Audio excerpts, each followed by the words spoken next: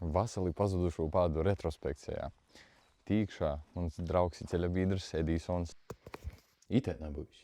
Būs. Itai. Kur robeži socos, kod jos sastoj mums. Kur ves mūs uz ceļš, kur jauns nožogojums.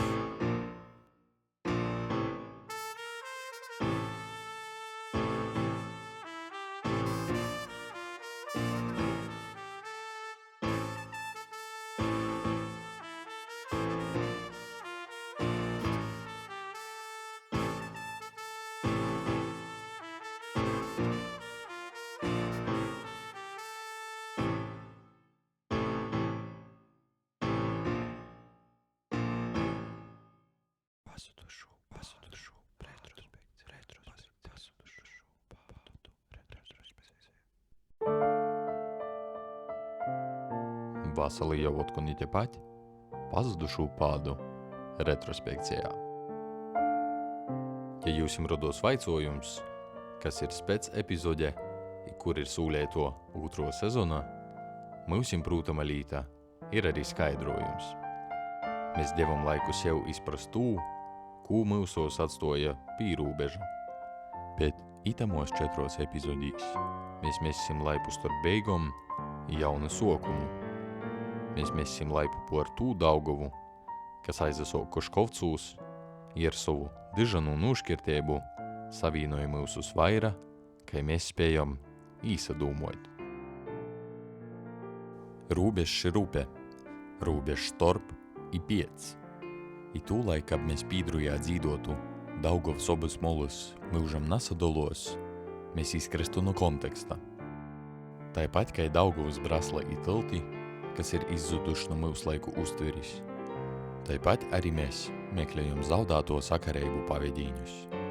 Starp tū, kas bija pīrūbežā, i starp tū, kas būs Zīmeļlatgolā.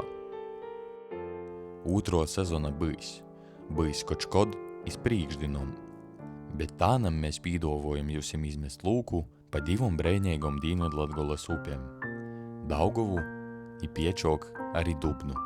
Es zinu, kodēļ ir pazudušo pādu. Tādēļ, ka cilvēkiem ir pazudušas pādas uz šo pusi. Man liekas, ni tad, ni tagad cilvēki to saprast. Protams. Agrāk mums ticība bija kaut kāda vērtība. Tiešām tad ir pazudušos pādus. Tas bija, tas vēl ir. Baigi biedīgi aiziet, bet tā kā, kurā bija 4000 ticīgu. Pušmuco. Tagad 20 cilvēku.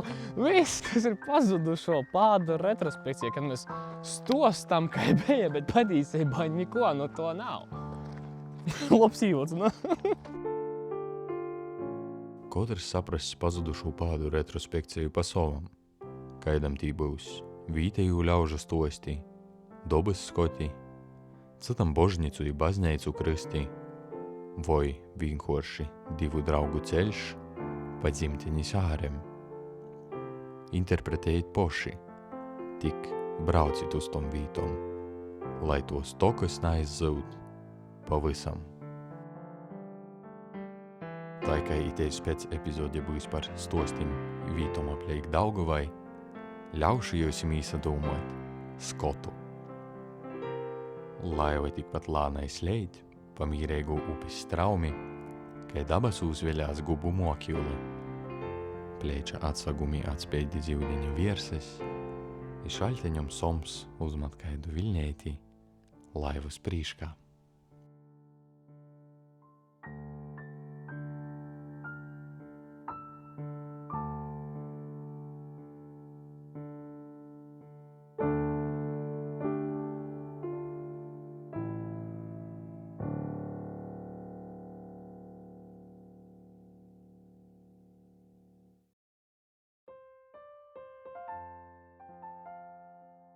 Atsagrīsim atpakaļ iz 24. goda vasaru, kod vīnā jau kā reitā es paliku viens pots, Daugavas lūku pošā vadā.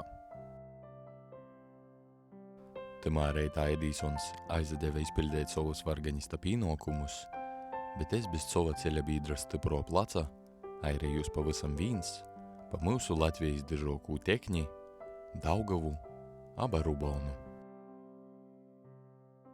Lai tas vairāku stundu plūdums līdz Kaplovai Lelborņai jūsim nabūtu cik vien muļš, pastostējušu jūsim pors faktus par Rubonu.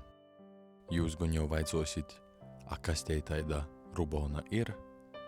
Tas ir seņējokīs Daugavas nosaukums hronikās, kas mūsim zinoms, bet itū šaļt jau pagaiss. Nareši cilvēki saista Daugavas lūkus ar vacticēbnīkim. I taidā dūmā ir sova taisnēba. Lela daļa Daugavas hidronimu ir krīvu vai boltkrīvu plūstinīku i strūdzinīku dūti, i todeļ skon slāviski. Tai, piemēram, dreifējot pa strauminu pīdrujas iz Lelborņi, Daugavas mulos var satikt arī taidu vītvordu, kai Krivoseļci, kas varētu būt atsauce iz austrumiem no latgalīšiem dzeivojušos senijos baltu tautu Krivičim. Daugavas lūki ir geologiski vissarežgeitokīs i daudzveidīgokīs Daugavas pūsmas.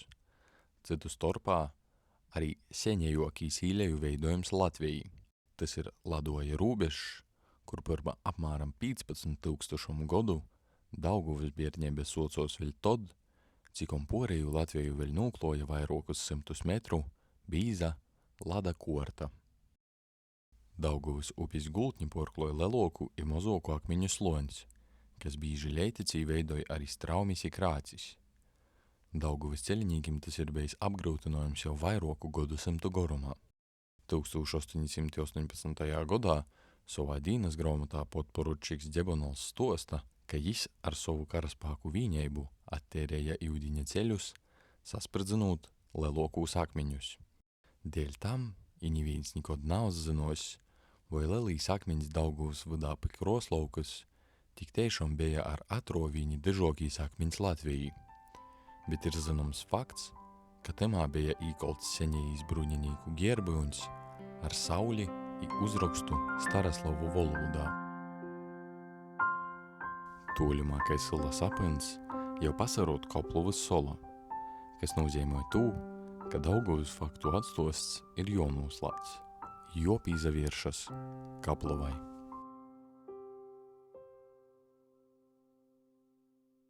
Koplova. Savā laikā ite bija normāla sola, ar kūkzodietavu, postnīka sātu, pogostīsu i cītumu, korteibnīka sātu i sinagogu, pravoslavu božnicu, skūlu, krūgu i daudzum citom omatnīku sātom i sklepikim. Mīsteņu ar orpasaulī 20. gadsimta sokumā saistēja Dvinas kreiso krosta ceļš i Tvaikijons Dinaburga. Pirmos ziņas par jau pīminātu pareizticēgūs božnicu, kas celta priekš Boltkrīvu pareizticēgajiem zemnīkim i strūdzinīkim, pasarūd jau 18. gadsimta pošos beigos. Sovpus jauno pareizticēgūs bazneica topa 1895. gadā, kod pēc Reigas arhiveiskupa reikojuma Vacos Kūka baznīcas vītā izestīpe jauno ceglu božnica. Bet ar tūstos par baznīcu Bornī naizabeidz, dēļ tam, ka otrpus šosejai vēl ir arī Ļutaru dīvnums. Jauno baznīca izvietēta 1939. gadā. Vaco gan nav aizgojusi vītēju ļaužu i mūžas cepļūs, bet tā nam savu vītu atradusi Latvijas etnografiskajā Breivdabas muzejī. Ar Daugavas kreiso krosta itos puses viesturi saistos vīna cīš interesno vods baltīšu mužnīka dzeives stosts. 1899. gadā Lelborņas muižā atzamst Vesels von Freitāgs Loringhofens. Ka jau leloko daļa mužnīku kortas veiru, jis saista savu dzeivi ar militāru dīnastu. 1918. gadā jis sok savas gaitas Landesferā i vēlāk jau Latvijas armijas sastovā ceinās par Latgulas atbrīvošanu. Pēc agrāros reformas jis emigrēja iz Vociju, kur taipat turpinoja savas militāros gaitas. Otro pasaules kara laikā jo dzēvis stosts patiešām kļūst īvērības cīņīgs. Kai porlīcinots Hitlera i nacistisko režima pretīmīgs, jis bija saistīts ar Wehrmachta antihitleriskajom aprindom. Kūpā ar admirāli Kanariusu jis bija viens no daļinīkiem slapanos sarunos Venecijī 1943. gada jūlijā. Tī kūpā ar Itālijas slapanu dīnostu tikai raudzēts novērst SS planavotos atentatus pret Romas pāvestu i Itālijas karali Viktoru Emanuelu II. Bet tas vēl nav viss.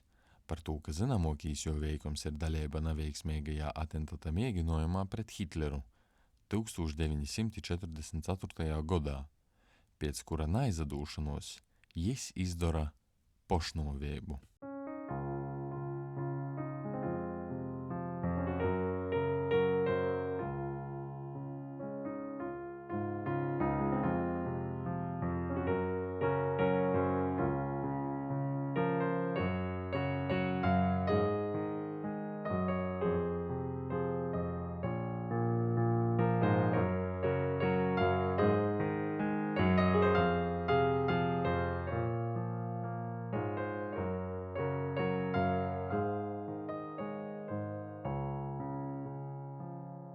Itaidā leigonā Daugavas i Dūmu straumes plyudumā mēs izdzēvojam 6. pazudušo pādu retrospekcijas dīnu, kas jau nu sokta gola bija planavota, kai atpyuta pēc garajiem pīrobeža kilometrim. Timā breitī mēs vēl neapsazinojam tū, ka tei būs kai laipa iz jaunu sokumu, iz citu kontekstu. Ni švakoku, ni loboku, bet pīteikami atšķirīgu, ka mēs to nevarētu īpēt vīnā stostā ar pīrobežu.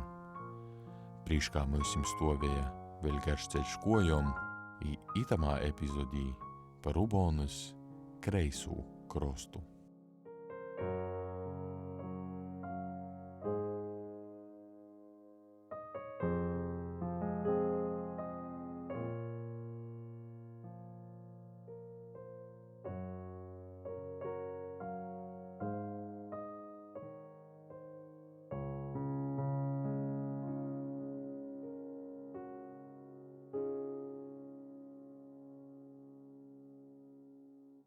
Poreju tiltu no Lielbornis pusis iz Jaunbornis baznīcas pusi mēs škārsojam Poguļankas upi, pie kuras mēs atsagrīsim pēc neilga breiža.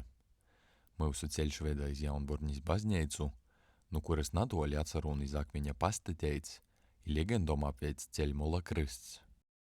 Viens no itim stostim risinojās 20. gadsimta pošā sokumā. Kaidam zemnīkam gaišā dīnas laikā uzbrukuši ļaundari i gribējuši jū nūmušēt.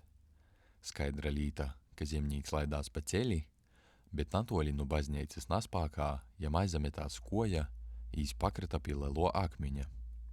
Bejs tūtīs no ļaundarim, zemnīks šovi vordus kai karstus skrotus i soka skaitēt lūkšanu tovā patvārumā. Nada protīt, ka redzējuši ar vīn skrejūšu zemnīku savā prīškā i dēļ tam aizalaida jam pakaļ. Pateicībā par itū izaglobšanos, jis iz akmeņa uzbūvēja mozū kapleicu. Ūtro stosta versija ir taida, ka itū kapleicu i kristutumā vītā ir pastatējusi Jaunbornis muižneica Sivicka, savam pūļu saceļšanās laikā pazudušajam vēram.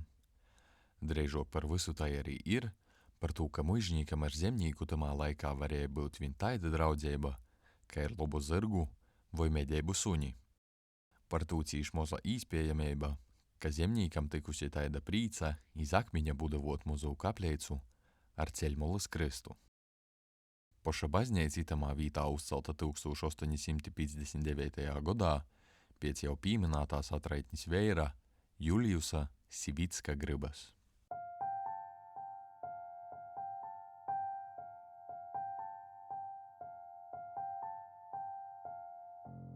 Toļok mūsu ceļš veda iz Poguļankas upis škaltūs akmeņu arkveida tiltu, kas būvēts 19. gadsimta beigos. Ar itos vītas vordu saistos arī Poguļankas kurorts natoli no Dynaburgas, kura eipašnīgs bija muižnīgs Plāters Zībergs. Muižkungs bija īkortojis vairokus 10 vasarneicu, kur apsameta tivi i toli gosti. Tī varēja izbaudēt dažādus orstnīciskus i dzīdnīciskus pakalpojumus, bet vēlu gan no jo kurortu atsavinoja Latvijas valsts. Mūsdīnos tivok iz Daugavpiļs pusi atcerun Červonkas muiža, kas pīdāvoja cita veida pakalpojumus. Kaidus par to jūs jums pastostēs sīvītē, ko mēs satakom tī iz vītas asūt.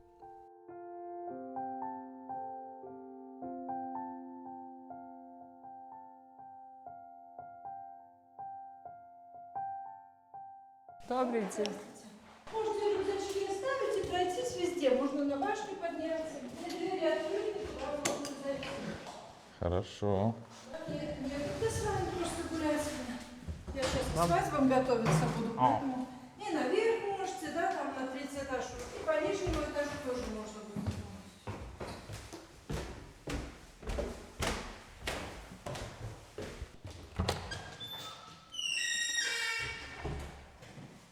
Эти набиточку, я думаю, это ироди. Наверх. Это лестница, другая лестница. Да, с башни не будет. Трепет нормально. Сегодня будет свадьба? Да, сама свадьба. Свадьба. Да, вчера тоже была, вот они тут наносили. Много свадьб здесь? Ну, вчера 2 свадьбы было, сегодня 2. Вот поэтому раньше он использовался этот зал как кинозал. В свое время вот был. Потому тут были молодые, здесь стояли всегда стулья, а выходные дискотека у нас была каждый день. Ну, сейчас мы отошли от этого, дискотек не разрешают делать, не знаю почему. Пусть молодежь все громит, пьет где-то в кабаках, но не на дискотеках. Вот. И раньше, конечно, это все было. Было где знакомиться, теперь где не знакомиться, не знаю. Ну, а здесь у нас выход класс. Он раньше, эта терраса, использовалась барабароном как для отдыха летнего. А попасть там, где это витража, там можно? Вот это Сейчас я открою, сейчас побегу. И давайте я тогда вам открою, и заодно и там уберу. Ну вот. Кабинет правителей мы его всегда называли. Здесь всегда были председатель колхоза, председатель волостного совета. Но теперь сделали как полумузей, такая.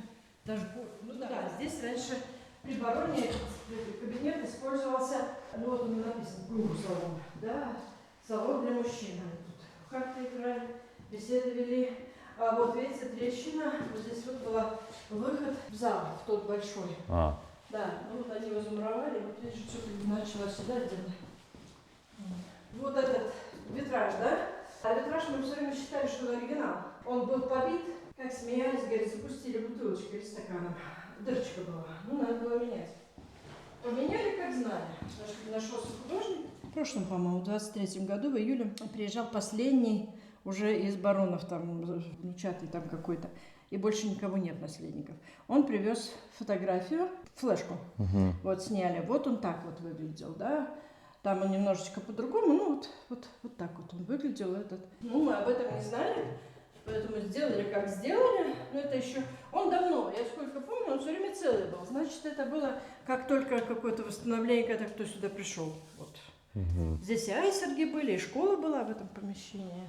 В этом зале. Он все время здесь жил, может быть, поэтому он и сохранился. Если бы он был брошенный, то он развалился бы, потому что кирпичи падали, там где-то сами подлепливали. Косметика какая-никакая все-таки идет, да, ремонтируем что-то, не даем свалиться. Ну, вот так. Поэтому он живет, потому что он живет жизнью полноценной. Не, снаружи выглядит очень хорошо. Там была какая-то реставрация. Поддерживаем. Но есть такие идеи, что хотят здесь наверху расположить спальные номера. Ну, потому что туристы приезжают, где-то остановиться надо бы, но, увы, огромных денег стоит восстановление, сами понимаете. Если начнешь дом ремонтировать, в 1000 в дверь вложишься, а здесь сколько пойдет? Миллионы. Денег нет.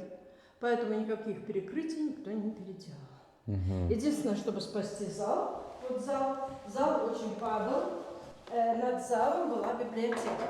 А библиотека советских времен, вы себе представляете, сколько там том книг, какие тома, там тоже Ленин. И Бог знает, для кого кто его читал, конечно, но это все было. И лепнина начала сваливаться, и стал потолок проседать. Моментально убрали, стали ремонтировать. Лепнину всю сделали, каждый слепочек отлепливали, и все, в принципе, сохранили вот как есть. Да, двери все оригинальные, каждую дверь снимали, отшлифовывали, где гнилое вставки вставляли. Ну вот, делали. Было условие сохранить по возможности все деревянные рамы. Снимали опять же. Это все было при мне, потому что это где-то 86-87 год ремонтировали. И вот эти вот каждую снимали, вставляли новую вставку, делали, ставни сохранили, подоконники вообще старые, не решили не трогать. Вот, заштукатурили, залепили, не заплинтовали, все. Двери тоже, только вот там новые кабинетики, где какие. Вот это, наверное, новая дверь. А это все большие, эти длинные двери, эти все старые. Вот видите, карнизик остался, здесь камин. Огромный, я такой большой Он не здесь видел. составили, да. А с той стороны, я даже помню, когда мы убирали, а после новогодних там всегда мишуры, это дофига. Это сейчас мусорники есть, тогда мусорников не было. И представьте, зимой, где мне это спалить? На улице? А он говорит, что печки нет. Вон печка, открывай печку и топи. Я полила вот в камине всю эту мишуру. Да. Да, так что вот. А эти на башне деревянные лестницы не сохранились? Я думаю, что нет, там нечему было сохраняться. Мы в детстве ползали, родители знали бы, куда мы идем. Наверное, никогда бы нас сюда не пускали. Но нас манило не столько наш хороший дядька завклуб, который там нас учил рисовать, петь, танцевать. Он такой был на все руки мастер, он художественную академию закончивший был. Он музыкант и художник, и все, что хочешь. Все в одном лице. И жнец, и дудей, и грец. И он нас тут привечал, как мог. И мы ж сюда, нас больше манила эта башня. На ступенечку станешь, а там вниз, видать. Было так сгнившее вообще. А во время войны оно сохранилось? Сохранилось, здесь айсерги стояли. Ага. Батальон Не айсерги. разрушили? Не разрушили, А в даже советское время что здесь было? квартиры были. Здесь были квартиры, жили местные жители. В каком веке это построено, не знаете? В 1900-м, вот по-новому 900-й, а вообще мы 1870-й, насколько история гласила. Где, правда, дело уж не знаем, но приезжали, специально исследовала очень пожилая женщина, она брала все эти вот, в лаборатории исследовали, вроде бы 1900 года кирпич. Вот. Парк 5 гектар, тоже 30 видов деревьев, ну, конечно же, их столько нету. Где-то досаживается, где-то хотят выпилить, потому что валются капитально, ну, сколько не так просто спилить, на каждое дерево надо разрешение. А пока разрешение дождешься, уже соседняя заболела. Вот эта клумба тоже, она была разработана нашей одинокой агрономом колхоза, и делать нечего было дома. И она развлекалась таким образом. Пошла к председателю, говорит, мне нужны работники, помочь мне, помощники. Он говорит, ну сходи в школу соседнюю, в Скурдалину, попроси детей на лето, они тебе будут помогать. И вот мы тут и дорожки делали, пески возили, она все это сама планировала. Вот это цементировали, эту вот красивую, чтобы была красивая клумба. Да, мы вот тут помогать 2 лета ей тут пыхтели. Сколько свадеб за лето? В этом году вообще очень мало. Во время ковида было вот предковидное, да, вот 20-й, наверное, очень много было свадеб. Потом был перерыв, нельзя было регистрироваться. Вот было лето 22-го года, очень богатое. Ну, сколько? Там, 5-20? было среднее 5, да, каждую субботу, да, вот по 5 свадеб, еще бывало и в пятницу. 450 до 500 свадеб за лето, за сезон. Много. Неплохо. Много. Да, но теперь уже пореже. Наверное, все поженились, кто уже посмотрел на все это дело, решили, да нафиг лайк. Зачем мне это все? Да, зачем мне? Пусть все живет долго и счастливо. Спасибо большое вам тоже. Спасибо. Путешествуйте, спасибо. интересуйтесь историей, это очень интересно, это наша жизнь, в принципе, да? Да, это то, что мы и делаем. Все. Варакляны. Далеко, так вы что, пешком? Да, по границе идем. Молодцы. Вот. Все, что могла. Спасибо. Удачи. Да, до свидания.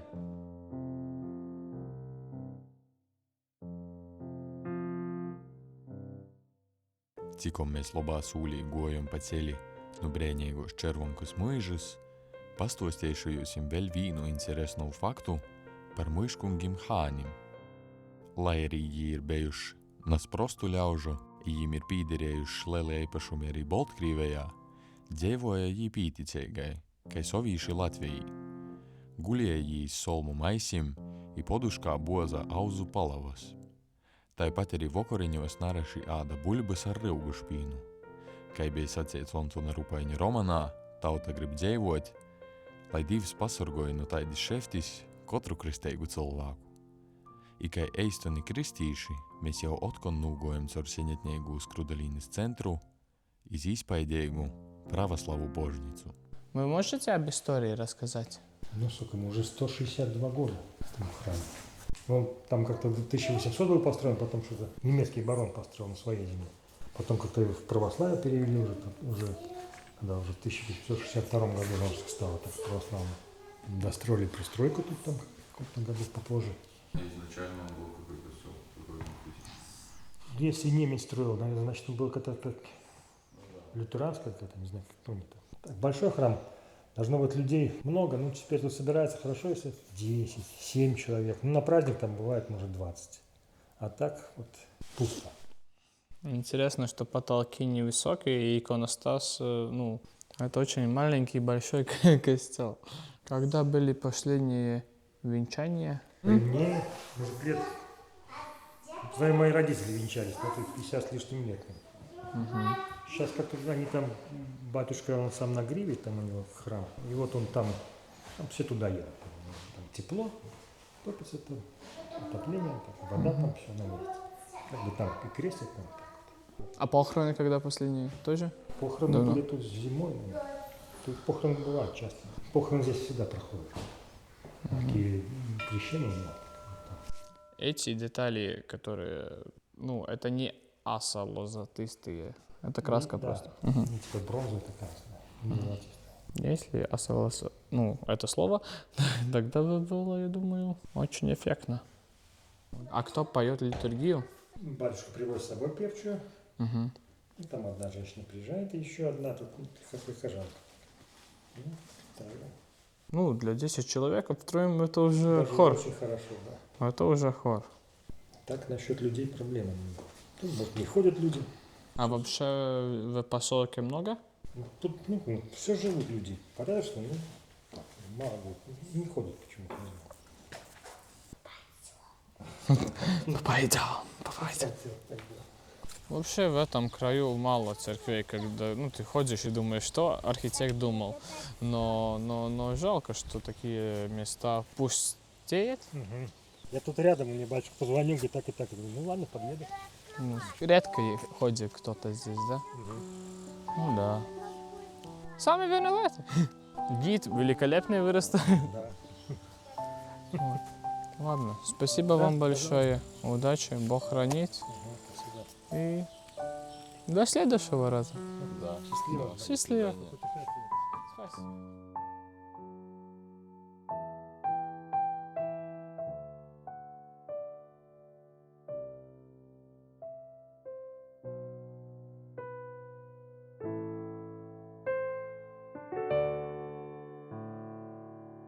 Citējot Edisonu no trešos pazudušo pādu retrospekcijā Pīrobeža epizodis, es varu sacīt, ka Rubonas kreiso krosta spēc epizode lānā gorā ļoti strauji tivojās sova izskaņai.